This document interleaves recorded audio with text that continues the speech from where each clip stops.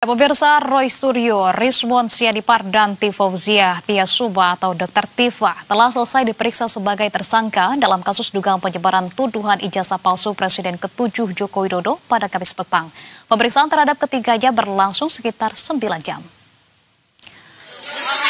Kabid Humas Polda Metro Jaya Kombes Pol Budi Hermanto menyatakan pemeriksaan terhadap 3 tersangka kasus dugaan penyebaran tuduhan ijazah palsu Presiden ke-7 Joko Widodo berlangsung mulai pukul 10.30 hingga 18.30 waktu Indonesia Barat.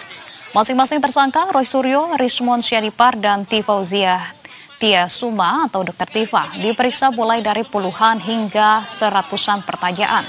Usai pemeriksaan, tim penyidik mengizinkan ketiga tersangka pulang ke rumah masing-masing. Sementara itu, pemirsa, tim penyidik di Treskrim Polda Metro Jaya akan segera memanggil 5 saksi yang diajukan oleh para tersangka. Para saksi tersebut terdiri dari 2 saksi ahli dan 3 saksi yang meringankan.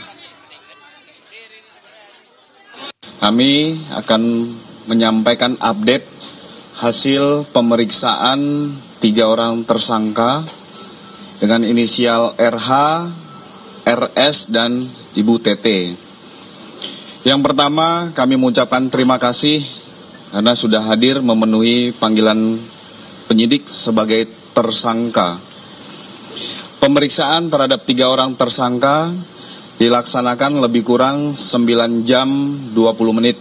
Jumlah daftar pertanyaan untuk tersangka RH ada 157 pertanyaan, tersangka RS 134 pertanyaan, dan tersangka TT ada 86 pertanyaan.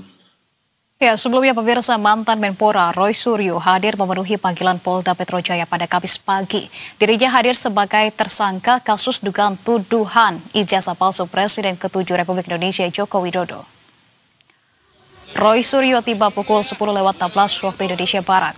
Selain Roy Suryo, 2 nama lain yang ikut diperiksa adalah Rizwan Syahipar, seorang ahli digital forensik, dan Fauzia Tiasubah alias Dr. Tifa, seorang aktivis media sosial.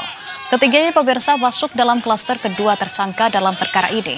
Mereka datang ditemani kuasa hukumnya. Pihaknya mengaku siap untuk diperiksa hari ini, serta mengaku membawa sejumlah barang bukti yang akan ditujukan kepada pihak penyidik. Kuasa hukum ketiganya, yakni hari ini tak ada penahanan terhadap ketiga tersangka. Sebelumnya, Polda Metro Jaya telah melayangkan surat panggilan pemeriksaan kepada 8 tersangka dalam kasus tuduhan ijazah palsu Jokowi. Para tersangka dibagi ke dalam 2 klaster, yakni klaster pertama terdiri atas 5 orang yang diduga memproduksi dan menyebarkan narasi palsu. Klaster kedua termasuk Roy Suryo CS dinilai memiliki peran dalam memperkuat narasi dan menyebarkannya di ruang digital.